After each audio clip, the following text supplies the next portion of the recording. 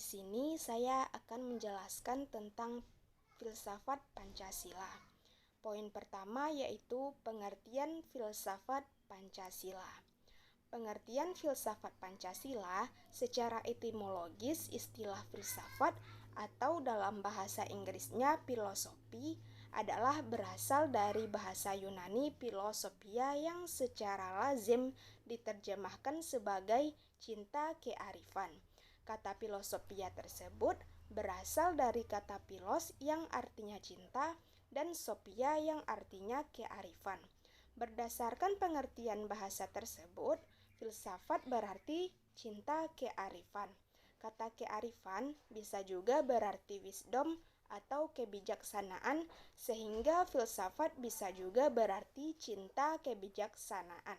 Berdasarkan makna kata tersebut, maka mempelajari filsafat berarti merupakan upaya manusia untuk mencari kebijaksanaan hidup yang nantinya bisa menjadi konsep kebijakan hidup yang bermanfaat bagi peradaban manusia. Nilai filsafat berwujud kebenaran sedalam-dalamnya, bersifat fundamental, universal dan hakiki, karenanya dijadikan filsafat hidup oleh pemikir dan penganutnya. Pada umumnya, terdapat dua pengertian filsafat, yaitu filsafat dalam arti proses dan filsafat dalam arti produk atau hasil. Pancasila dapat digolongkan sebagai filsafat dalam arti produk, filsafat Pancasila sebagai pandangan hidup, maupun filsafat Pancasila dalam arti praktis. Oleh karena itu, berarti Pancasila memiliki fungsi dan peranan sebagai pedoman dan pegangan dalam bersikap, bertingkah laku, dan perbuatan dalam kehidupan sehari-hari, dalam kehidupan bermasyarakat, maupun bernegara dimanapun mereka berada. Baiklah teman-teman, sekarang kita akan masuk pada poin kedua, yaitu prinsip-prinsip filsafat Pancasila. Di bawah ini, penjelasan mengenai prinsip-prinsip Pancasila yakni sebagai berikut. Yang pertama, kausa material, yakni merupakan suatu sebab yang berkaitan dengan materi atau bahan, yang mana dalam hal ini Pancasila ditelusuri dari nilai-nilai sosial budaya yang memang sudah terdapat di dalam Indonesia sendiri. Yang kedua, kausa formalis, yakni merupakan suatu sebab yang berkaitan dengan bentuk, di mana pada saat Pancasila menyelenggarakan pembukaan Undang-Undang Dasar 1945, semua syaratnya telah terpenuhi secara formal. Yang ketiga, kausa efisiensi, yakni merupakan suatu kegiatan BPUPKI dan PPKI yang diselenggarakan untuk mengatur susunan serta merumuskan agar Pancasila dapat dijadikan sebuah dasar negara Indonesia merdeka. Keempat, kausa finalis, yakni merupakan suatu hal yang berkaitan dengan tujuan di mana tersebut mengusulkan Pancasila agar dapat dijadikan sebuah dasar negara Indonesia yang merdeka. Berikut ini merupakan sebuah esensi sila-sila yang terdapat pada Pancasila, yakni meliputi yang pertama, mengenai ketuhanan yang dapat diartikan sebagai kausa prima. Kedua, kemanusiaan yang dapat diartikan sebagai makhluk individu dan makhluk sosial. Ketiga, persatuan yang bisa diartikan bahwa dalam kesatuan mempunyai sebuah kepribadian sendiri. Keempat, kerakyatan yang dapat diartikan bahwa unsur mutlak bernegara harus saling bekerja sama dan juga gotong royong.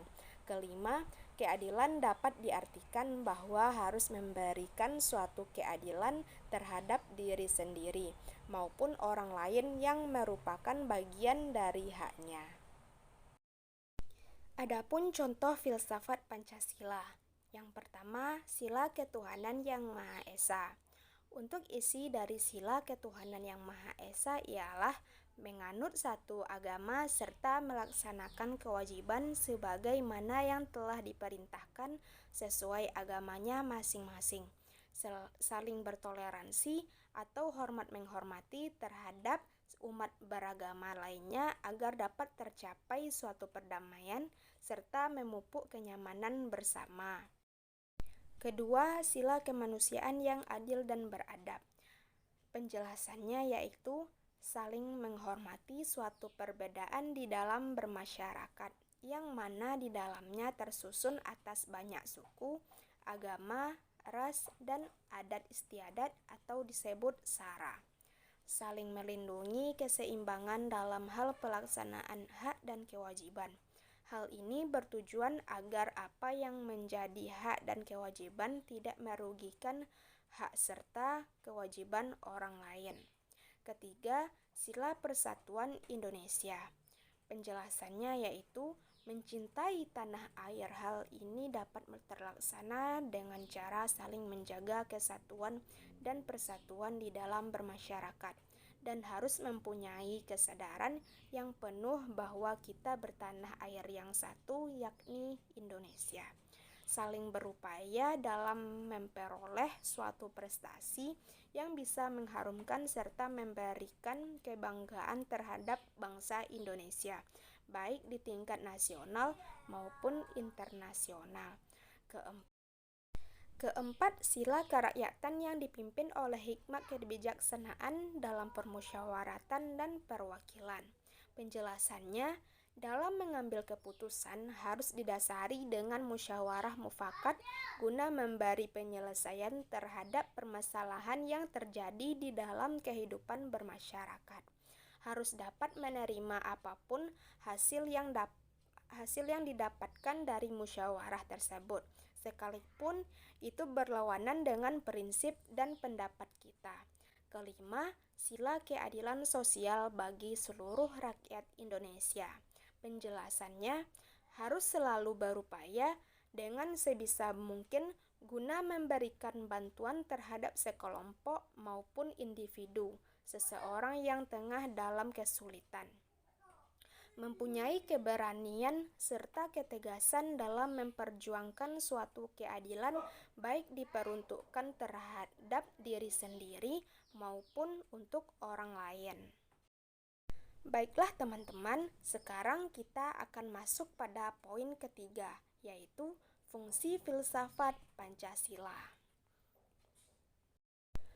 Berikut ini ada fungsi filsafat Pancasila bagi negara Indonesia. Pertama, Pancasila sebagai jiwa bangsa Indonesia. Setiap bangsa mempunyai jiwanya masing-masing. Pancasila sebagai jiwa bangsa Indonesia berfungsi agar Indonesia tetap hidup dalam jiwa Pancasila. Kedua, Pancasila sebagai kepribadian bangsa Indonesia. Fungsi Pancasila sebagai kepribadian bangsa Indonesia yaitu sebagai hal yang memberi ciri khas bagi bangsa dan menjadi pembeda dari bangsa lain. Ketiga, Pancasila sebagai sumber dari segala sumber hukum. Fungsi Pancasila sebagai sumber dari segala sumber hukum yaitu mengatur semua hukum yang berlaku di negara Indonesia. Semua hukum harus patuh dan menjadikan Pancasila sebagai sumbernya. Semua hukum harus patuh dan menjadikan Pancasila sebagai sumbernya. Artinya, setiap hukum yang berlaku tidak boleh bertentangan dengan Pancasila. Keempat, Pancasila sebagai pandangan hidup bangsa Indonesia. Fungsi Pancasila sebagai pandangan hidup adalah masyarakat Indonesia harus menjadi Pancasila sebagai petunjuk dan pedoman kehidupan sehari-hari. Kelima, Pancasila sebagai cita-cita dan tujuan bangsa Indonesia. Pancasila dimuat di dalam pembukaan Undang-Undang Dasar 1945. Hal ini menjadikan Pancasila sebagai tujuan dan cita-cita bangsa Indonesia. Adapun tujuan filsafat Pancasila yang pertama yaitu untuk menciptakan bangsa yang religius dan patuh kepada Allah yang Maha Kuasa. Kedua, menjadi bangsa yang menjaga keadilan baik secara sosial maupun ekonomi. Ketiga, untuk menjadi bangsa yang menghormati hak asasi manusia untuk dapat berada dalam kaitannya hak asasi manusia dengan Pancasila sebagai dasar negara kita. Keempat, untuk menciptakan sebuah bangsa yang berjunjung tinggi demokrasi. Kelima, menjadi negara nasionalis dan cinta tanah air Indonesia.